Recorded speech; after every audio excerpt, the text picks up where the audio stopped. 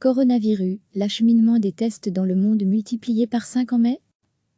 L'Organisation mondiale de la santé, OMS, pense pouvoir probablement multiplier par 5 l'acheminement de tests de dépistage du Covid-19 en mai.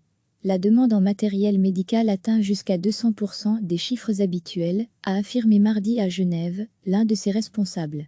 Jusqu'à présent, plus d'1 million de tests ont été relayés vers 126 pays, mais en petite quantité, a dit à la presse le chef de l'approvisionnement à l'OMS.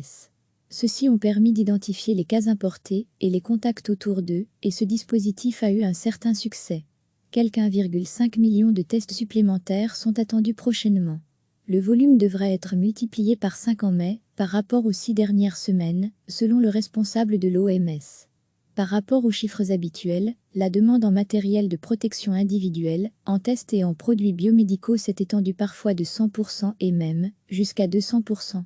L'OMS estime ne pas avoir tardé pour lancer ses efforts.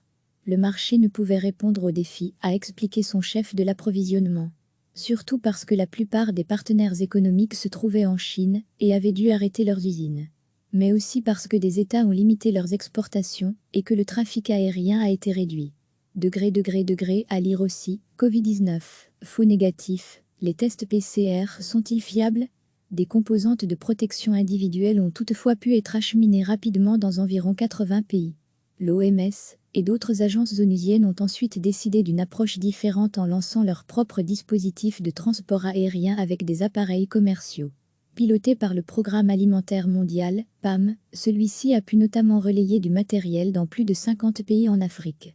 Le PAM a également alerté mardi sur la menace d'un doublement du nombre de personnes victimes de malnutrition grave aiguë dans les 3 prochains mois dans 9 pays de l'Est de l'Afrique, si aucune assistance ne leur est apportée.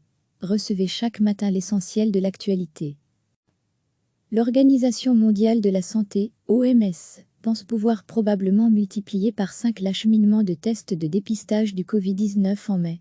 La demande en matériel médical atteint jusqu'à 200% des chiffres habituels, a affirmé mardi à Genève, l'un de ses responsables.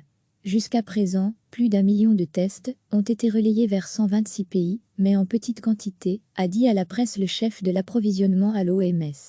Ceux-ci ont permis d'identifier les cas importés et les contacts autour d'eux, et ce dispositif a eu un certain succès.